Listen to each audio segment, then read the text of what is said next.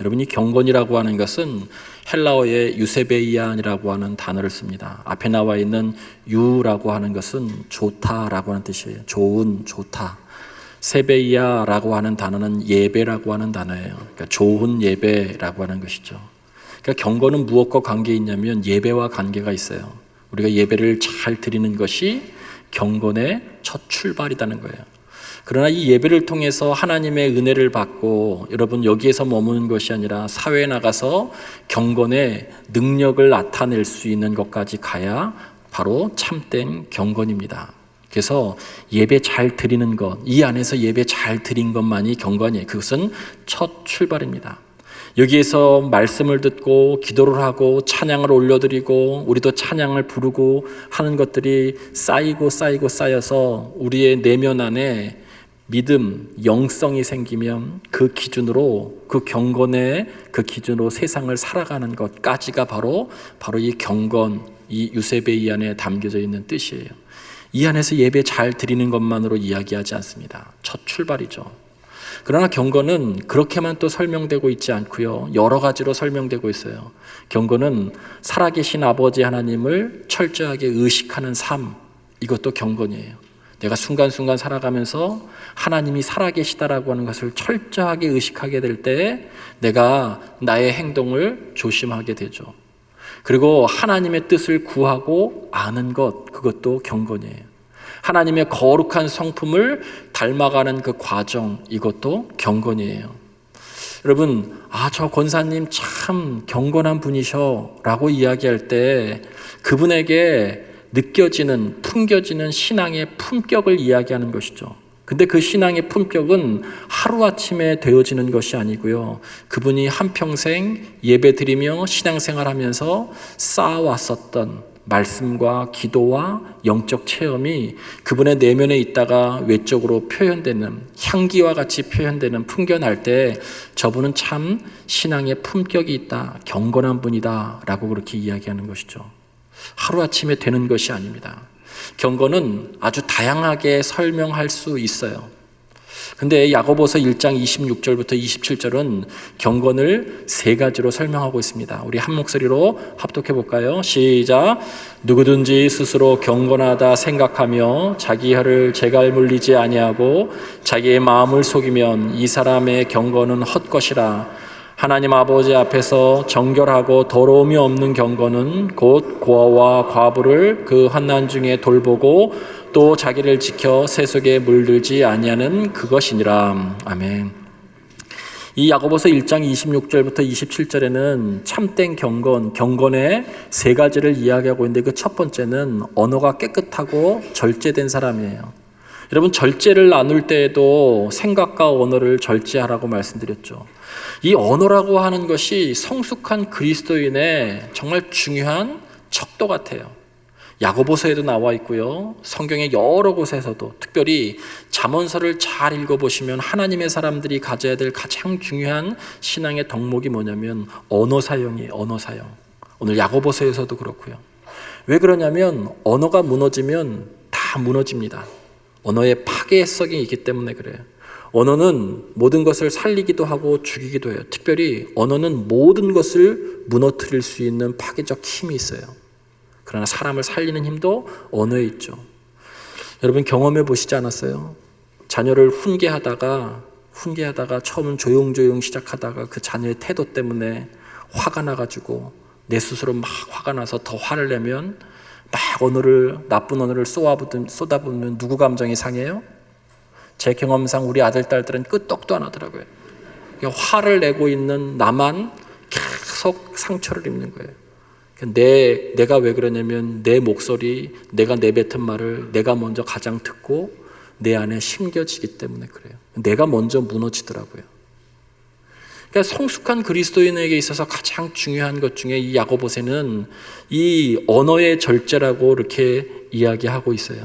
공동번역 성경에는 아주 이 본문을 쉽게 이렇게 설명합니다. 누구든지 자기가 신앙생활을 한다고 생각하면서 혀를 억제하지 못하면 그것은 자기 자신을 속이는 것이요 그의 신앙생활은 헛것이 됩니다. 자, 이 신앙생활을 경건생활이라고도 바꿀 수 있어요. 누구든지 자기가 경건생활을 한다고 하면서도 자기 혀를 억제하지 못한다면 그것은 자기를 속일 뿐만이 아니라 그의 경건생활은 헛것이라는 거예요. 헛것. 그러니까 경건한 사람은, 성숙한 그리스도인들은 정말 언어를 잘 사용하는 것이죠. 가장 좋은 언어는 그래서 찬송이에요. 가장 좋은 언어는 기도예요. 여러분, 가장 좋은 찬송과 기도는 어디에서 시작되냐면 하나님의 말씀에서 시작되는 거예요.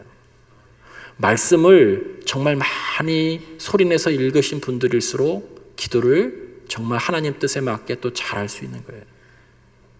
하나님의 말씀을 늘 소리내서 읽고 찬송을 늘 허투루 부르지 않고 늘 하나님 앞에 똑바로 기도할 수 있는 분이 되신다면 여러분 점점 경건으로 가까워지실 거예요.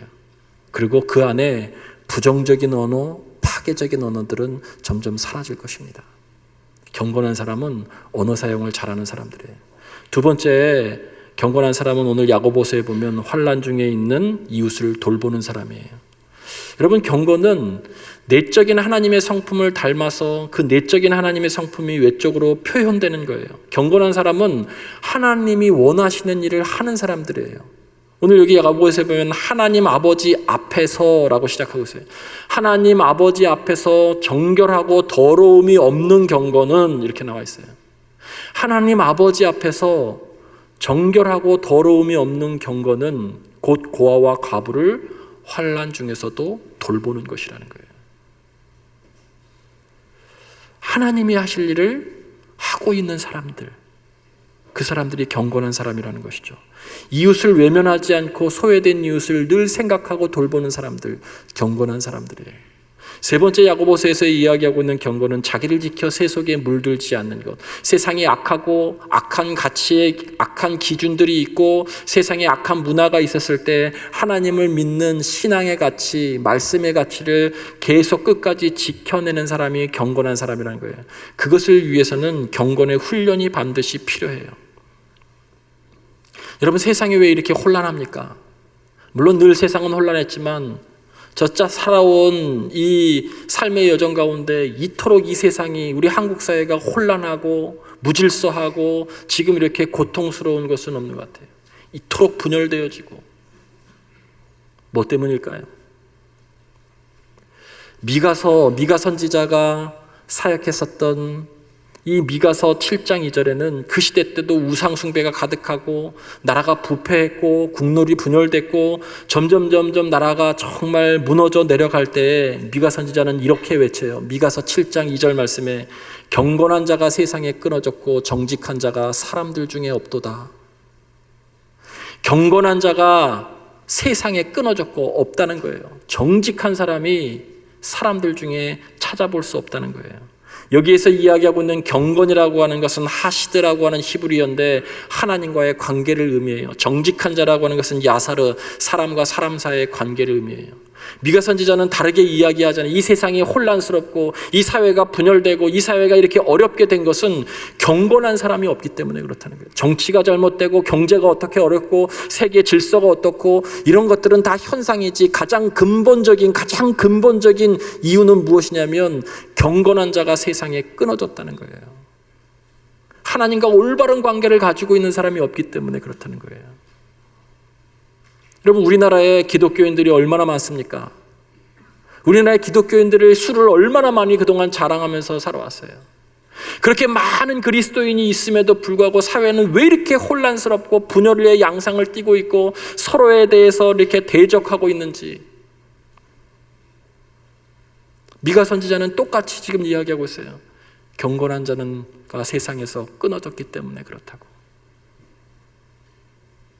사랑하는 우리 성도 여러분, 진정한 그리스도인, 경건한 그리스도인들은 바로 다른 사람들이 아니에요. 성숙한 사람이 경건한 사람들인 거예요. 그래서 우리가 성숙을 함께 나누는 것이죠. 우리 경건한, 진정으로 경건의 능력이 있는 경건한 그리스도인들 되기를 주님의 이름으로 간절히 축원을 드립니다. 세상에 혼란스러운 것은 경건한 자가 없기 때문에, 모양은 있으나 경건의 능력이 있는 사람들이 없기 때문에. 그런데 저는 이 본문을 읽을 때마다 좀 곤란스러워요. 아니 그냥 사랑으로 끝나면 되지. 형제 우애도 사랑인데 그냥 사랑으로 끝나면 되지 왜 굳이 형제 우애라고 썼을까라고 하는 거예요. 아무리 주석 성경을 설교 준비하면서 다시 찾아보고 아무리 이곳저곳에 여러 가지 책들을 보고 성경에 관한 책들을 봐도 형제 우애 그냥 간단하게 형제 간에 사랑하라 이렇게 나와 있어요. 그러면 그냥 사랑으로 끝나면 되는 건데 형제 우애를 여기다가 왜 넣었을까라고 하는 거예요. 여러분 제가 이 성숙에 대한 말씀을 나눌 때 이 베드로 전후서, 히브리서 같은 경우는 흔히 이야기하는 바울 서신을 제외한 공동서신이라고 이야기했어요. 이 공동서신이라고 하는 것은 이 베드로 전후서와 히브리 서신이 가지고 있는 삶의 상황들이 비슷하다는 거예요. 그것이 뭐냐면 로마에 박해를 받기 시작했어요. 교회 공동체가 외적으로 박해를 받기 시작했어요. 또 하나는 내적으로 분열되기 시작했어요. 거짓 교사들이 들어와서 가뜩이나 박해 때문에 어려운데 내적으로도 거짓 교사들이 들어와서 교회가 둘로 셋으로 나눠지기 시작한 상황 속에서 사도 베드로가 그것을 염두에 두고 편지를 한 거예요. 특별히 베드로후서는 내적인 혼란이 가중됐어요. 그래서 형제 우애를 다시 한번 강조하고 있는 거예요. 교회 안에 서로 자신의 뜻이 옳다고, 교회 안에 서로 내가 더 진리에 가깝다고 내 의견, 내 주장을 내세워서 상대방을 정죄하기도 하고 몰아붙이기도 하고 모멸감을 주기도 하고 하는 일들이 분명히 교회 공동체 안에서도 일어난 거예요. 그래서 믿는 사람, 성숙한 사람들은 그런 것이 아니다. 반드시 형제 우애가 있어야 된다라고 하는 것을 강조하고 있는 것이죠. 여러분 형제 우애를 구체적으로 어떻게 하라는 것입니까? 제가 한 군데에서 찾아냈어요. 미국의 복음주의 목사이며 달라스 신학교의 총장이신 찰스 스윈돌이라고 하는 1980년대 중반 이후에 한국교회 목회자분들 중에서 이 목사님을 모르는 분도 없고 그리고 이 목사님의 책을 안 읽은 분도 없어요. 찰스 스윈돌이라고 하는 목사님이 형제 우애를 이렇게 정의했어요. 형제 우애란 다른 사람의 의견, 감정, 상황, 주장, 생각까지도 내 안에 들어올 수 있는 여지를 남기는 태도라는 거예요. 이렇게 놀라운 말에 대해서 아무 반응을 하지 않는 분들도 다시 해볼게요. 다른 사람들의 의견, 나와 다른 의견, 감정, 이해할 수 없는 감정, 그리고 생각, 주장, 그리고 나와 전혀 다른 상황들까지도 내 안에 들어올 수 있는 공간, 여지를 만드는 태도가 형제 우애라는 거예요. 형제 우애의 출발은 거기 있는 거예요. 우리 사회가, 우리 그리스도인들이, 우리 교회 성도들이 정말 가져야 될 중요한 자세이죠. 타인이 내게 들어올 수 있는 공간을 마련하는 거예요. 타인이 내게 들어올 수 있는 여지를 좀 비워놓는 거예요. 내가 아무리 옳아도 상대방을 무시하거나 모멸감을 주거나 몰아세우거나 하는 것이 아니라는 거예요. 내가 옳기에 상대방을 몰아붙이고 무시하고 모멸감 주는 것이 그리스도인의 행동 방식이라면, 그것이 행동의 양식이라면 예수 그리스도는 십자가를 지셔야 되는 것이 아니라 칼을 드셔야 되는 게 맞아요. 그것이 정말 맞다면 예수님은 십자가를 지실 일이 아니고요, 칼을 들어야 되는 게 칼을. 이번에 법원에 가면 정의의 여신이 있잖아요. 눈을 가리고 한 손에는 칼을 들고 있고 한 손에는 저울을 들고 있어요. 눈을 가리는 이유가 뭐예요? 이 잘못한 사람이 내 아내이든 내 아들이든 나는 정의의 이름으로 보지 않고 이 저울이 떨어지면, 기울어지면 칼로 내리치겠다는 거예요. 그 정의의 여신이 주님이라고 생각해 보세요. 여러분, 그러면 다음 주에 우리는 만날래야 만날 수가 없어요. 죄인 중에 괴수인 우리가 무엇으로 아버지 하나님 앞에 나올 수 있겠어요? 그분의 은혜 때문에, 그분의 덮어주심 때문에. 그래서 우리가 다시 나올 수 있는 것이잖아요. 그런데 우리는 의견이 다르다고 해서 몰아붙이고 세를 형성하고 모멸감을 주기도 하고 그리고 무시하기도 하는 것이죠. 그 방식은 칼을 듣겠다는 방식이에요. 근데 예수님은요, 십자가를 지셨어요. 베드로에게 칼을 내려놓으라고 말씀하셨다는 거예요. 교회는 사람을 살리는 곳이죠. 사람을 죽이는 곳이 아닙니다. 다음 주에 사랑에 대한 말씀으로 결론을 지을 때 조금 더 나눌게요. 사랑의 하나님은 허물과 죄로 죽은 우리의 죄인 중에 죄인인 우리의 원망도 들으시는 아버지 하나님, 우리의 부르짖음도, 우리의 작은 신음도, 우리의 기도 소리도 다 들으시는 거예요. 그분에게는 우리를 받아들일 넓은 공간이 있는 거예요. 사랑이 있는 것이죠. 여러분, 물론 신앙생활을 하다 보면, 우리가 사회생활을 하다 보면 가정에서조차 관계의 영역 속에 우리 안에 불편한 사람들이 꼭 있어요. 그것이 현실입니다. 부정할 수 없어요. 뭐 좀 기도 생활을 해보려고 하면 남편이 힘들게 해요. 뭐 좀 예배를 잘 드려보려고 하면 자녀들이 마음을 상하게 만들어요. 근데 그들이 한 번 왔다 가는 사람이 아니고 평생 있는 사람이에요. 내 주변에 평생 있는 사람들. 교회 나와서 좀 경건한 신앙생활을 하고 헌신하고 하나님 나라를 위해서 일하려고 하면 내 옆에 그 사람이 늘 있어요. 불편한 사람들. 여러분, 성경에 나오잖아요. 원수가 내 집안에 있느니라. 마태복음 10장에 보면요, 말세 때가 되면 자식이 아버지를 죽는 곳에 넘겨주고 공회에 넘겨준다고 얘기하고 있잖아요. 우리 주변에 늘 그런 사람이 있는 것이 현실이에요. 신앙적으로 다시 한번 생각해 보면 이거예요. 우리 삶에 늘 주변에 그런 사람이 늘 있다고 하는 것은 하나님께서 그 관계를 허용하신 거예요. 바꾸어서 생각하면 하나님께서 여러분에게 그 관계를 허용하신 거예요. 다윗에게 사울은 늘 불편한 사람이었어요. 여러분, 모세에게 미리암은 불편한 사람이었어요. 요셉에게 형제들도 불편한 사람이었어요. 근데 바꿔서 생각해 보면 다윗이 사울에게 쫓겨다녔던 10여 년 이상의 그 광야 생활 가운데 그는 늘 긴장할 수밖에 없었어요. 근데 오히려 그 긴장이 하나님 앞에 가장 많이 기도하게 했고 영적으로 회의하지 않았고 하나님께 늘 가깝게 가려고 하는 시기였어요. 오히려 왕이 되고 나서 절대 군주가 나서 가장 치명적인 죄악을 하나님 앞에 범한 것이 다윗이었어요. 긴장한 사람이 있었기 때문에 오히려 하나님께 더 나가고 자기를 성찰할 수 있었던 거예요. 힘들지만 그런 관점으로 보는 것이 십자가의 관점으로 상대방을 보는 거예요. 그런 관점으로 보는 것이 찰스 스윈돌 목사님이 얘기하고 있는 형제우애의 출발점이에요.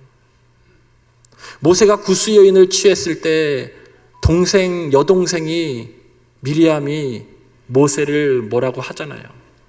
모세 깜짝 놀랐을 거예요. 자기를 되돌아보게 됐죠. 성찰하게 됐죠. 성경에 나오잖아요. 철이 철을 깎는다고. 요셉 교만한 아들이었어요.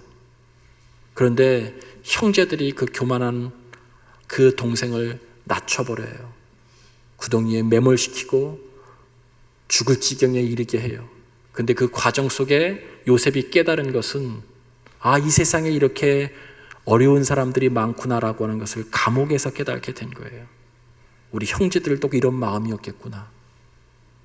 그러면서 그는 축복의 통로로 사람이 바뀌게 되죠. 내게 불편한 사람이 있어요. 내가 죄악 세상에 물들지 않게 정신을 바짝 차리게 하려고 하나님께서 내 옆에 붙여주신 것, 그런 분이라고 여러분 생각하는 것, 그것이 십자가로 관계를 바라보는 거예요.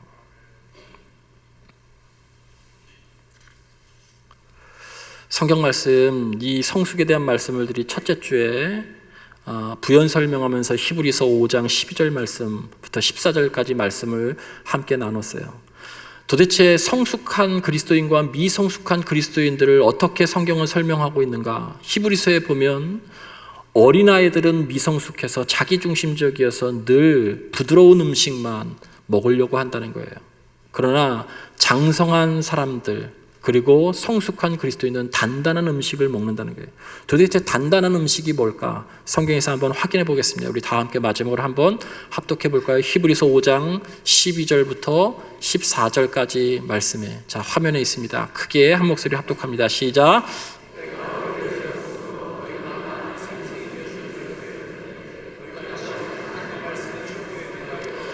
누구에게서 가르침을 받아야 할 처지이니 단단한 음식은 못 먹고 젖이나 먹어야 할 자가 되었도다. 이는 젖을 먹는 자마다 어린아이니 의의 말씀을 경험하지 못한 자요, 단단한 음식은 장성한 자의 것이니 그들은 지각을 사용함으로 연단을 받아 선악을 분별하는 자들이니라. 자, PPT 앞에 장으로 한번 좀 넘겨주세요. 예, PPT 한번 더 보여주실까요? 자, 여러분, 저기에서 보면 도대체 단단한 음식이 뭐예요? 단단한 음식. 둘 다 성숙한 사람과 미성숙한 사람들이 둘 다 하나님의 말씀을 들어요. 먹는다고 표현하고 있어요. 그런데 어린아이 같이 미성숙한 사람들은 자기중심적으로 늘 자기 좋은 성경만 본다는 거예요. 그런데 단단한 음식을 먹는다는 거예요. 어려운 말씀, 행하기 어려운 것도 그가 수용하고 받아들인다는 거예요. 그게 뭐예요? 여기 성경에서 거기 나오죠. 어린아이들은 의의 말씀을 경험하지 못한 자다라고 나와 있어요. 의의 말씀을 경험하지 못한 자가 어린아이라는 거예요. 의의 말씀이 뭐예요? 십자가의 복음을 이야기하는 거예요. 십자가를 경험하지 못한 사람들은 늘 자기 중심적이에요. 신앙생활을 해도. 십자가를 경험하지 못한 사람들은 늘 자기밖에 몰라요. 예배를 드려도. 여기에서 의의 말씀은 다른 것이 아니에요. 십자가의 복음이에요. 여러분, 십자가가 뭐예요? 십자가가 무엇인가요? 십자가가 칼을 드는 건가요? 십자가가 상대방을 내모는 건가요? 십자가가 상대방을 무시하는 건가요? 내 의견이 옳다고 상대방을 깔아뭉개고 모멸감을 주는 건가요? 십자가는 그렇지 않다는 거예요. 십자가의 복음, 성장한 사람, 성숙한 사람은 의의 말씀을 경험한 사람이고, 미성숙한 사람은 의의 말씀, 십자가를 경험하지 못했다는 거예요. 누가복음 17장 20절 21절을 말씀해 보면 바리새인이 예수님께 찾아와서 이야기해요. 당신이 이야기하는 하나님 나라는 도대체 언제 임하고 어디에 있습니까? 예수님께서 말씀하시죠. 하나님의 나라는 볼 수 있게 임하는 것이 아니고 또 여기 있다 저기 있다 하는 것이 아니고 하나님 나라는 너희 관계 안에 있느니라. 너희 안에 있느니라고 얘기해요. 그 관계, 마음속을 이야기하는 게 아니고요. 너희 안에 있다는 것은 관계 안에 있다는 거예요. 근데 그 관계 안에 이 사람 저 사람이 다 있어요. 이 관계 안에 이 사람 저 사람이 다 있어요. 나를 불편하게 하는 사람도 있어요. 아니, 거기서 어떻게 하나님의 나라를 이룰 수 있겠어요? 근데 주님은 말씀하시죠. 하나님의 나라는 너희 관계 안에 있느니라. 그러면 그 안에 성숙한 그리스도인, 형제 우애가 무엇인지 아는 사람, 십자가의 복음이 무엇인지 아는 사람, 십자가의 사랑과 정신이 무엇인지 알지 경험한 사람들이 먼저 형제 우애를 실천하는 거예요. 그래서 그들과 함께 어울려서 하나님의 나라를 이루는 거예요. 다 이루어진 곳에서 하나님 나라를 말씀하고 있잖아요. 하나님 나라는 너희 안에 있느니라. 너희 안에 있느니라. 여러분의 관계 속에 있다는 거예요. 관계 안에 여러 종류의 사람이 있습니다. 사랑하는 성도 여러분, 여러분에게 믿음의 덕의 지식을, 지식의 절제의 인내를, 인내의 경건의 형제 우애가 꼭 더하여지기를 주님의 이름으로 간절히 축원드립니다.